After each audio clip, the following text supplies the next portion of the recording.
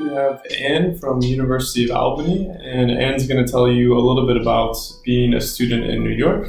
Anne, thank you for joining us today. Thank you for having me. Yeah. And we know SUNY is the largest public university system in the USA, and SUNY Albany is one of the leading members of the system.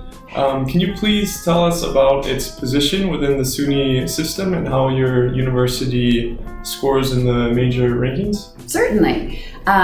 Albany is the state capital of New York, and we have about 18,000 students at University at Albany, or UAlbany as we call it. And that would be considered a mid-sized public university. We are a public Research One university, but we're not the largest. Some public research universities become very, very large. University at Buffalo would be the largest, also part of the SUNY system. But then we also have more, smaller SUNY universities, colleges, and also community colleges. So there are 64 different types of educational institutions within the SUNY system, or State University of New York system. So Albany would be considered one of the larger as a public research university, but not the largest. Right, okay. And can you tell us, for those that might not have heard about Albany, just a little bit about the city and what sort of environment they would be in studying there? Definitely. Well, I like to think that Albany has the best of many worlds. Because you're close enough to New York City, you can visit easily. We're 2.5 hours basically from New York City. It's easy to get there by train, car, bus, however you want to go. So you can enjoy yourself and enjoy what New York City has to offer, which is a lot.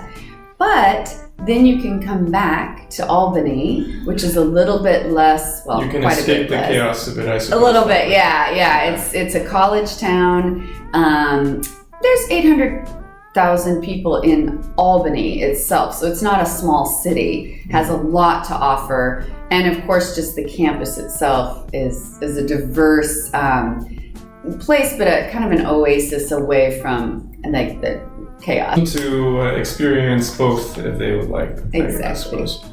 And being a top-ranking university, how do admissions work exactly? What do you normally expect from students? Right.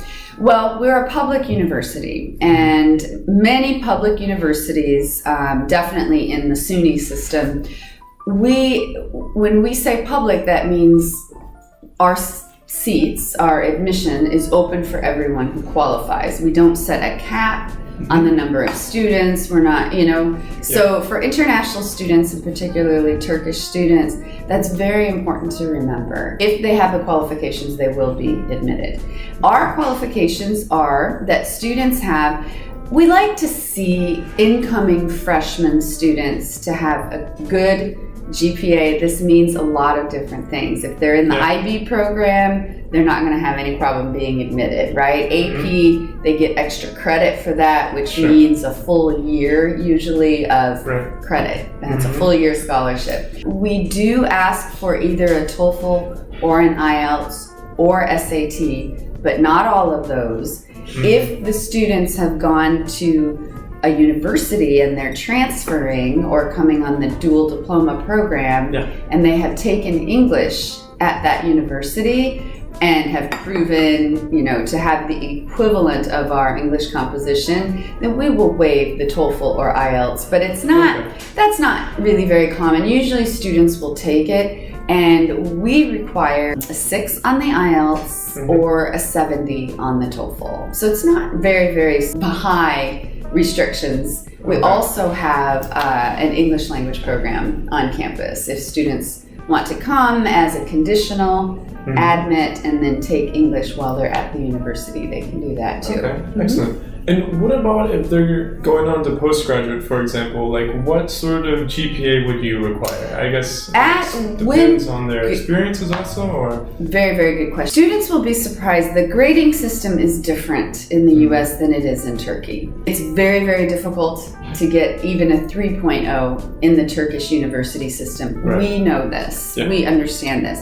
It's different in the US. The US system, if you are engaged, if you study, if you put the work in, but if you like your program, if you're engaged with a professor, if you want more opportunities in postgrad, it's easier to get not only a 3.0, but above that. Yeah. And so we always say, for whether you want a job, work experience, or graduate school, or all of the above, keep a 3.0 minimum, and higher than that, and you will have no problem. Okay. And again, but you have to remember the grading system is different. Sure. Getting a 3.0 is not impossible in the US system. Okay, but as far as their GPAs here in Turkey, as long as they, if for example they're coming from a prestigious university, that's taken into consideration, I suppose. Of course. We understand the grading system here. SUNY and Albany has been in Turkey for a long time. And we understand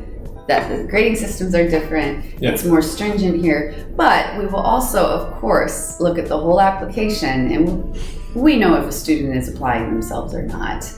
It's not, just easy to get in. It's not cut and dry. There's many factors you take into consideration. But we will always look at the applications that come from Turkey, definitely. Okay, excellent. And can you tell me a little bit about the cost of attendance? Sure. Basically, tuition and fees are about $28,000 US per year. And on top of that, then you have expenses, and you have to take into consider living expenses. And again, that's another advantage that Albany has, because it's much less expensive than living in a larger city. Such as New York City. Yeah. But again, New York City's awesome. So, I can understand why you'd want to be there too.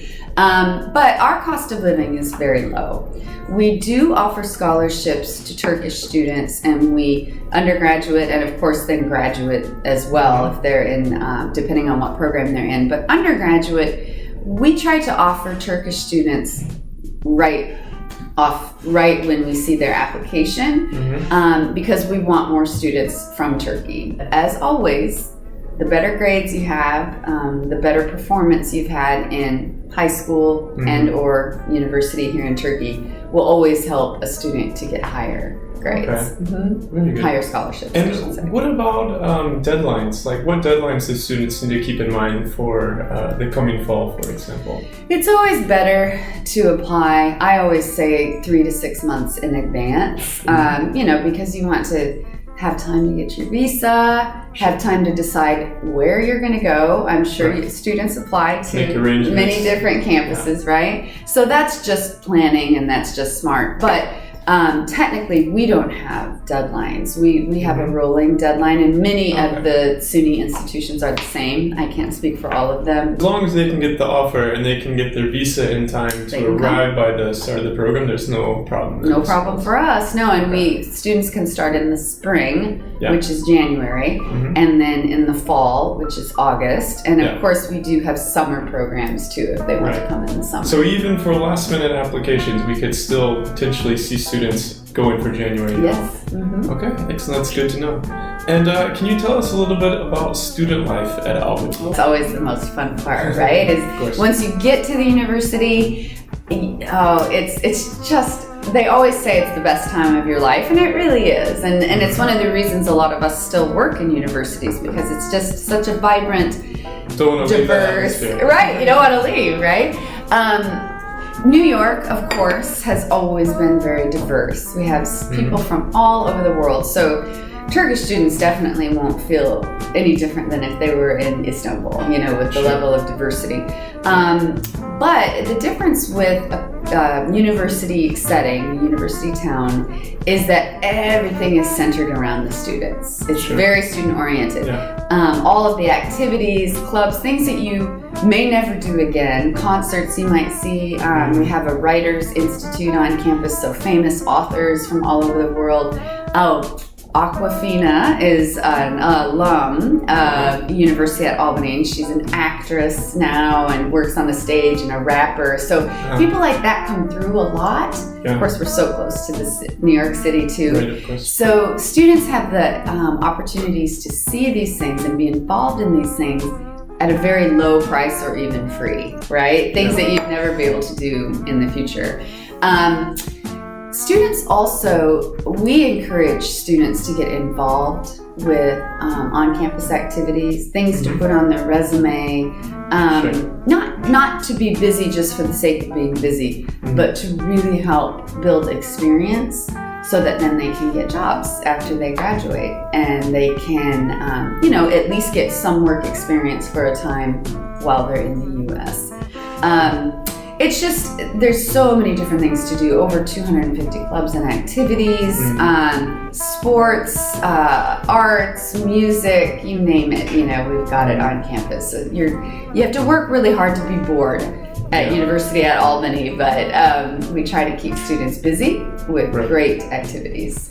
Excellent, very good. And you mentioned a bit about experience. I believe many of the programs in the United States, you have OPT, I suppose, which is kind of like a internship component to the program. Can you tell us a little bit about how that works? Definitely. OPT and CPT. And basically, CPT is the curricular practical training, which means while you're a student, you get an internship. Right. So say that a student comes and during their third or fourth year, they say, I want to work for IBM in Manhattan. They've offered me an internship. Okay, fine. You work with our counselors, our advisors in the international office.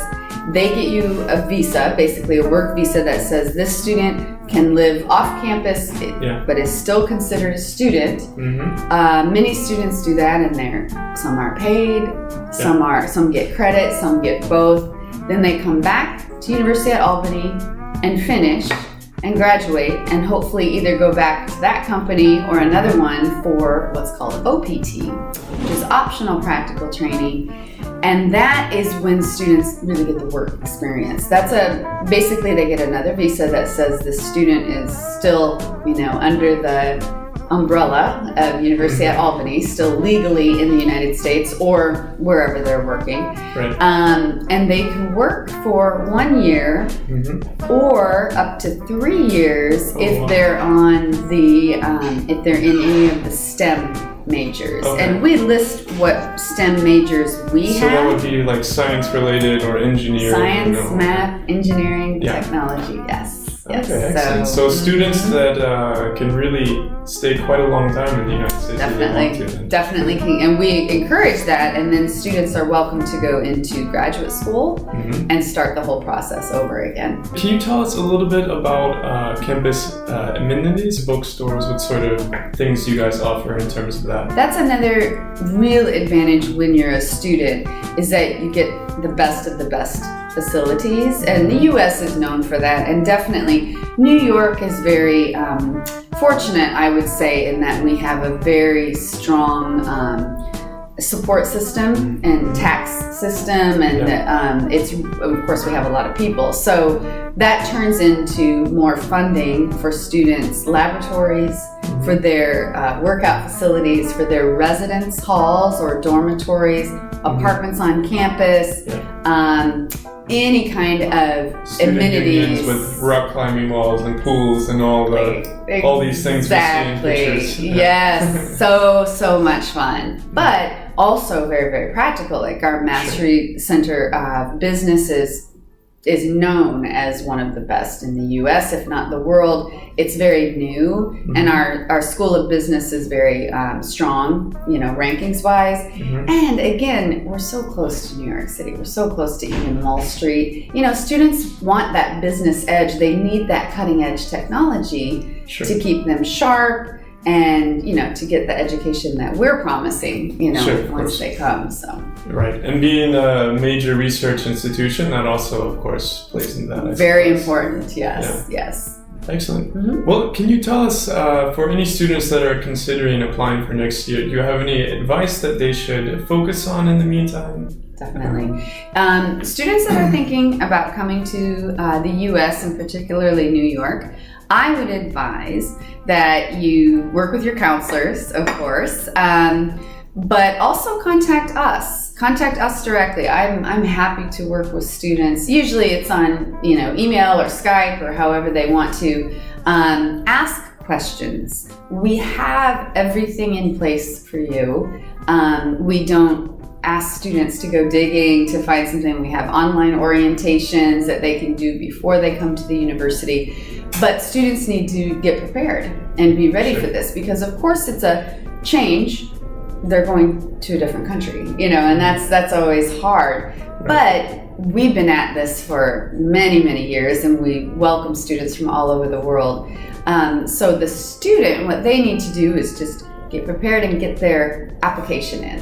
Wherever they're thinking about apply now. The earlier that they apply, the more scholarships there are available, the more classes that are available that they want. Right. And of course, residence halls, if they want to live on campus, they don't never, are completely overfilled, but they do get filled up. So it's just the earlier is always the better, because students can always decide later that they're not going to come, or they're going to come at a different time. They can defer their admission. In the SUNY system, they can apply SUNY application, or they can use the common application, whichever way they want to apply. Right.